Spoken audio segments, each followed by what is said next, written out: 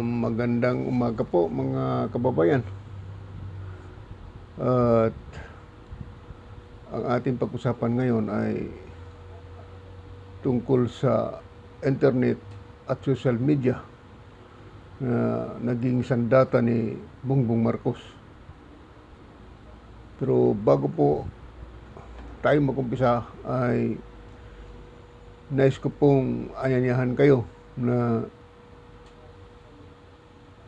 i-like at subscribe yung ating video upang tuloy-tuloy ang updates ng ating isyong pinag-uusapan. At pindutin na rin po ang notification bell. Ako po ay si Manny Cabañez dito po sa Manny TV Komentaryo. Yan po, para sa hindi pa nakakilala sa akin. At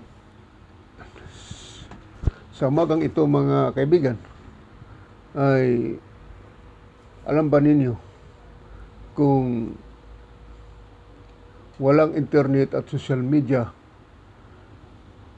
maaring matalo na kaagad si BBM, si Bongbong Marcos, sa kanyang kandidatura sa pagkapangulo.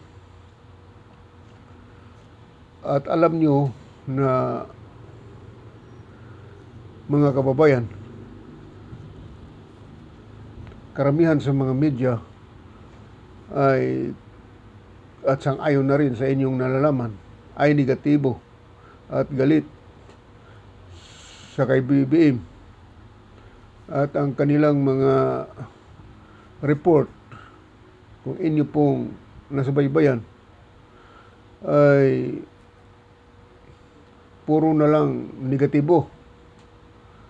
Maging sa TV, radyo, at iba't ibang pahayagan o newspapers. Yan po. At ikaw na mapapansin mo rin, ay puro talaga negatibo ang kanilang mga report. Ano po, hindi po natin nakikita sa mismo ang gusto nating panoorin dyan sa TV at sa radyo.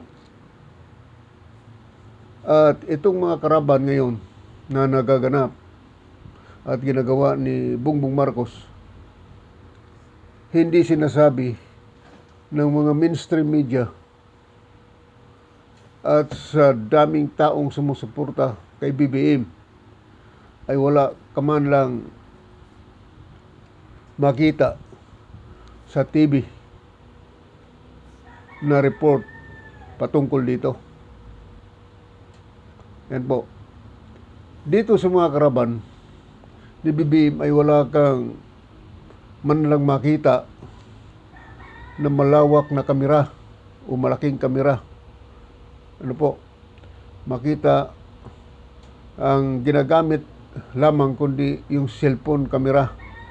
Ayan po, yung cellphone camera ay maliit po yan. Ang ginamit ng mga vloggers, puro na lang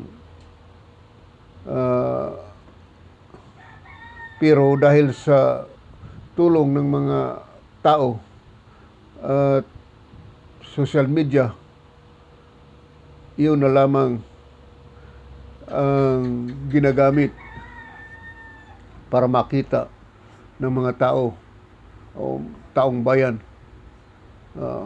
sa panahon ng karaban, mga kaibigan. Kaya kung ating mapapansin ay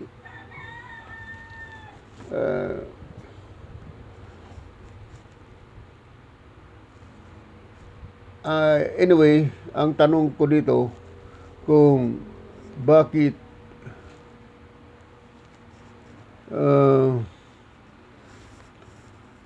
ganun na lamang ang media ganun na lamang ang asta ng media sa atin sa Pilipinas.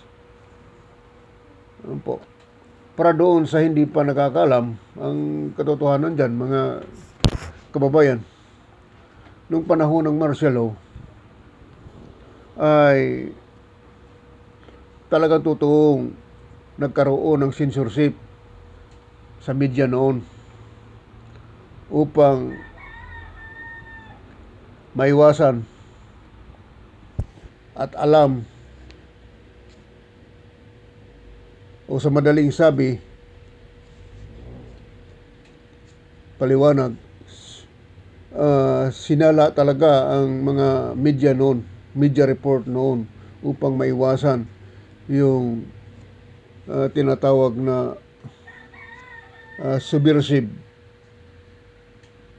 subversibong kilusan. Ang subversibong kilusan po, mga kaibigan, ay ibig sabihin yan ay panghihikayat sa mga tao upang labanan ang gobyerno ng Pangulong Marcos noon sa panahon ng martial law. Ayan po.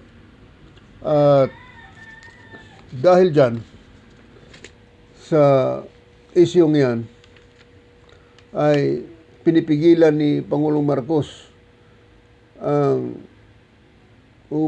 ang pag-engage ng mga subversive activity noon. At sa madaling salita, ang sinasala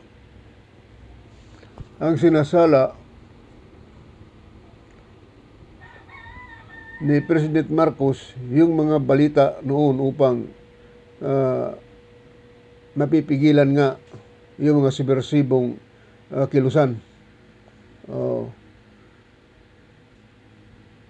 Noon ang ibig sabihin ng pagpigil ni Pangulong Marcos sa mga subversibong kilusan ay upang huwag masirain, upang mapigilan na huwag masira yung kanyang gobyerno dahil sa mga maling paratang at propaganda. Yan po, una dyan, ang malakas na manira dyan ay itong kanyang mga katunggali, lalo na sa mga komunista. Puro po kasinungalingan ang mga sinasabi dyan. At yung mga dilawang media. Ayun po. Hindi naman po lahat na media nagagalit kay Pangulong Marcos o sa kina BBM, sapagkat mayroon din namang tunay na media na tapat sa pamahalaan noon.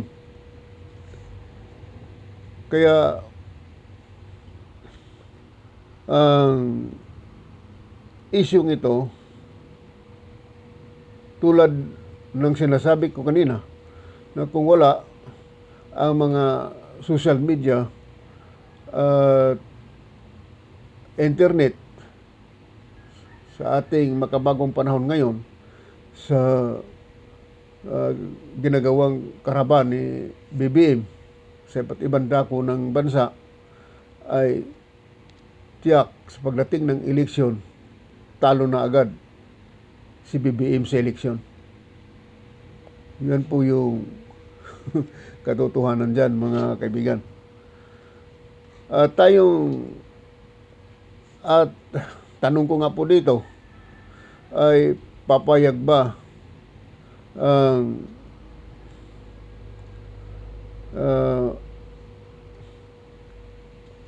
media company, po, tulad ng TV company, television company, na magpapalabas ng mga advertisement ni BBM sa kanilang mga TV programs. Yan po. Kaya ko po ito tinatanong sa inyo, mga kababayan, sapagkat sa ating pinag-usapan ay talagang negatibo ang mga media, ugalit ang mga media sa kay BBM. Ayan po. Kaya, tingnan natin. Hindi natin tiyak. Ang sagot dyan, hindi natin tiyak. Pero sa ating nakikita, parang uh, sumang-ayon naman ang ilang media sa o sa panahong ito ng kandidatura ni BBM. Dito kay Bongbong, maaari bang yung hindi natin tiyak pero sa ating nakita parang sumang-ayon na rin itong panahon dito sa kay Bongbong. Maaari ang iba ay tatanggap ng political ads. Pwede rin tumanggap. Maaari ang iba maaari tatanggap ng political ads para kay BBM. Titingnan natin kung ano ba talaga yung makikita natin pag umpisa ng campaign period nito. Bakit hanggang ngayon, tanatanong ko po na bakit hanggang ngayon at galit pa rin ang mga media sa kay BBM. Well, tingnan natin uli dahil nga sa sinasabi ko kanina na nagkaroon kasi ng trauma ang mga media noong panahon ng Marcelo sa panahon ng Pangulong Marcos. Ayan po. Kaya sa puntong ito mga kaibigan ay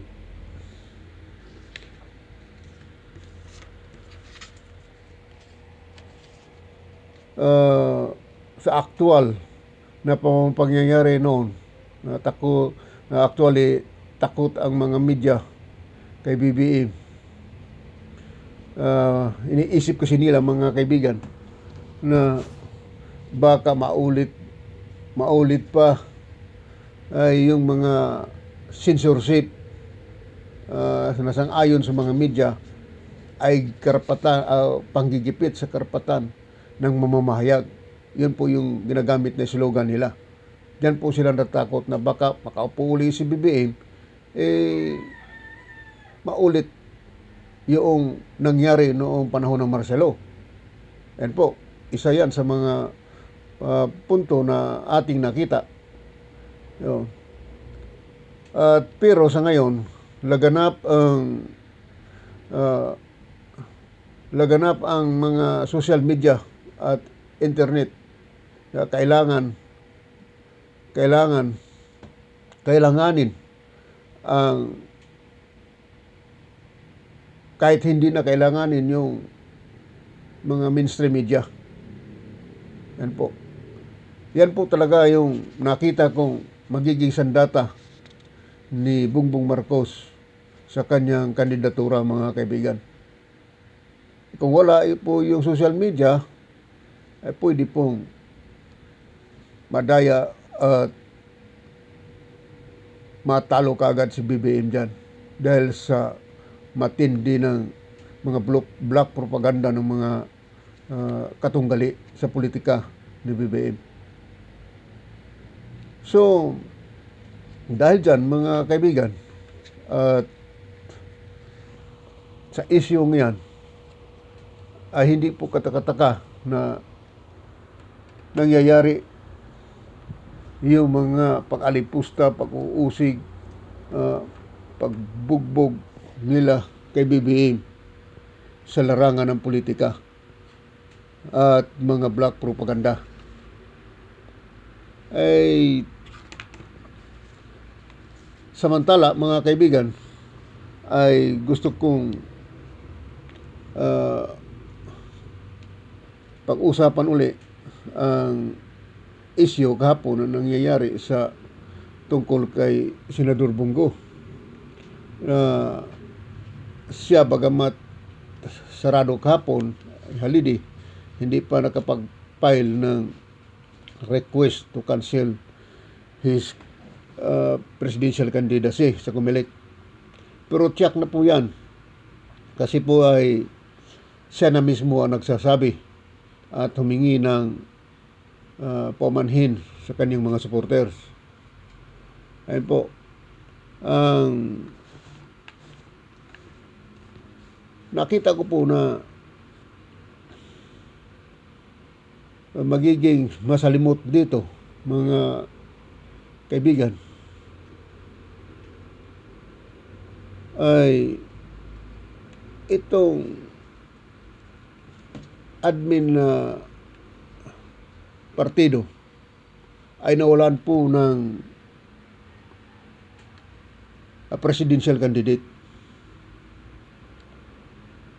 Pangalawa, paano yung mga naka-line up ng mga senatoriables dyan sa partido na yan? Tulad nila ni Robin Padilla. Ano po? At iba pang mga kandidato dyan sa administrasyon, sa pagkasenador. Hindi naman po pwede yung administration candidate na wala talagang presidential candidate. Kaya pwedeng nakita ko dyan na mangyayari, posibleng mangyayari dyan, ay pwede silang magpa-adapt sa ibang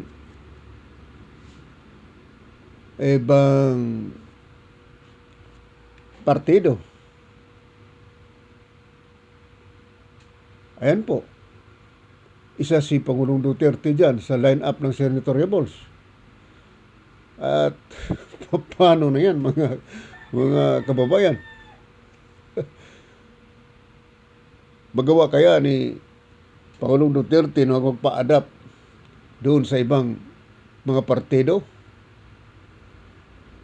Mga kababayan, mag-comments po kayo riyan at open po kayo sa mga komento, opinion, at nire-respeto ko po yan, ang inyong mga saloobin. O paano ngayon si Pangulong Duterte? Hindi naman siya pwede, para sa akin hindi naman siya pwedeng tumawid doon kay BBM sapagkat siniraan niya si BBM. Sabagay, kay BBM, wala yon, okay lang yon. Tangkap siya doon. Paano ang pride? Baka yun ang lumalabas sa kanya. Anytime, pwede siyang pumunta roon, tatanggapin siya doon.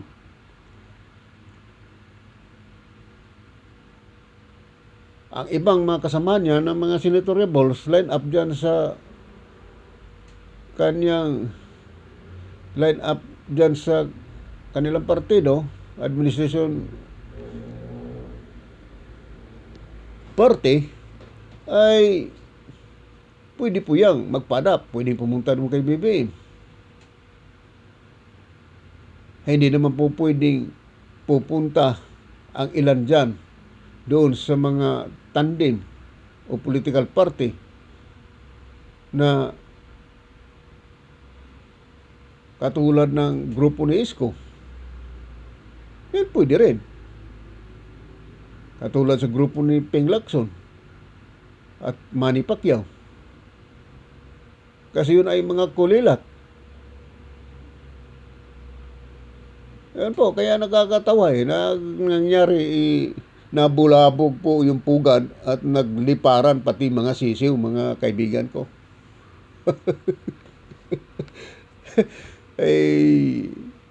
Hindi rin naman natin masasabi na ipipilit talaga natin yung manok niya. Ayun na nga, umatras na si Senador Bongo. Alam mo, mga kaibigan, ang isa pa sa parang nakakatawa talaga ito, mga kaibigan. Ang manok ni Pangulong Duterte Noong hindi pa kinabitan ng tari, lumalaban. Nung nakabitan na ng tari, kumbaga sa sabong, nasa loob na ng galyera, noong hindi pa binitiwan, pinakagatan yung tainga, kumakagat naman. Ngunit nung bitiwan na sa laban, biglang pagbaba, biglang dahan-dahang paatras, mga kaibigan. Dahan-dahang paatras. Tapos tumakbo. Kaya ang nangyari tuloy, mga kaibigan, talagang makikita mo na yung Pangulong Digong, si Pangulong Digong, talagang dismayado talaga sa kanyang manok. Kasi akala niya lalaban. Yung pala tatakbo.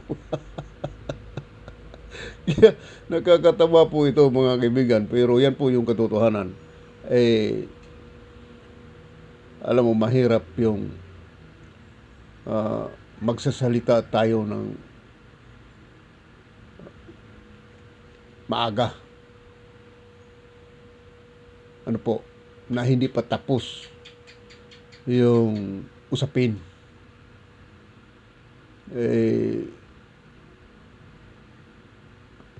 Talagang kakarmahin tayo, mga kababayan, kung ganyan na sitwasyon.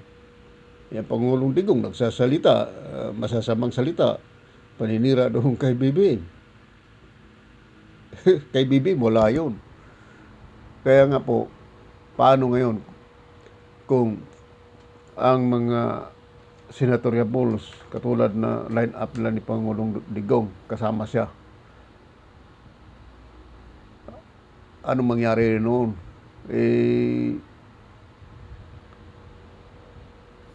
Talagang maiiwanan siya doon. Ang mga kasamahan niya dyan, tiyak, magliliparan yan. Maglilipana yan doon sa BBM. Ang alam ko, si Senador, si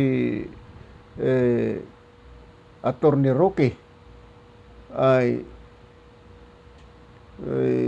lumipat na doon sa kampo ni BBM. Okay lang po yan kung marami pang bakante doon. Kasi Lucy lang yata ang kailangan na line up na senador. Kung may bakante pa roon, kung magpakapala na lang tayo ng mukha, mga kaibigan, pwede naman sila tanggapin doon. Kaya alam niyo naman, si BBM, humble. Hindi nagtatanim ng galit. Hindi nagsumasagot. At ang purpose niya nga, sa kanya, isa sa kanyang mga plataforma ay i-unify ang bansa. Ayun po. Ay sila Robin Padilla, yung ibang mga kasamahan pa dyan sa administrasyon na kumandidato, kawawa naman.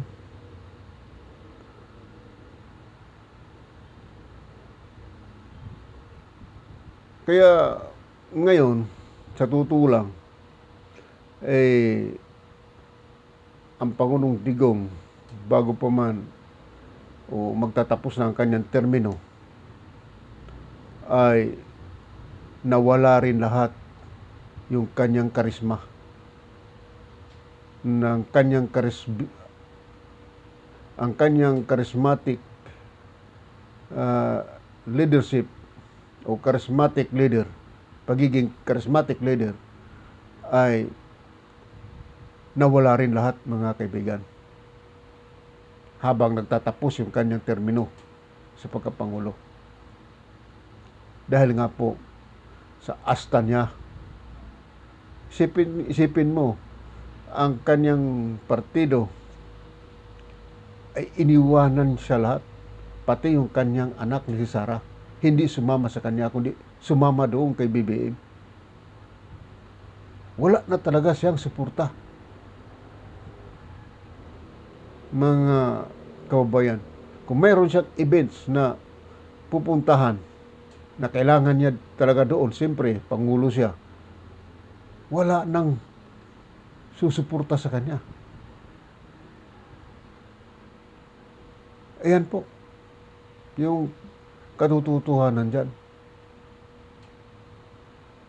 Napag-iwanan siya, nawala sa kanya lahat ang kanyang bilang isang charismatic leader na nangyari noong 2016. At ang Pangulong Digong ay wala ding utang na loob sa mga Marcos loyalists sapagkat isa yan na nagpapanalo sa kanya noong 2016, mga kaibigan. Sana po maging leksyon sa atin yan para sa mga ating mga politiko na huwag dapat magmataas sapagkat kung magmamataas ka, ikaw naman ay ibababa sa iyong posisyon. At ganyan po yung nangyari ngayon. Alam mo, yung issue natin na uusapan ay napagkaseryosong bagay yan, mahalagang bagay yan kung ating talagang sisirin yung lalim ng dapat nating maunawaan. At dahil dyan, mga kababayan, huwag kalimutan na i-like, share, at i-subscribe. At pindutin na rin po yung ating notification bell para tuloy-tuloy po ang updates ng issue na ating pinag-uusapan. Magandang umaga po at God bless.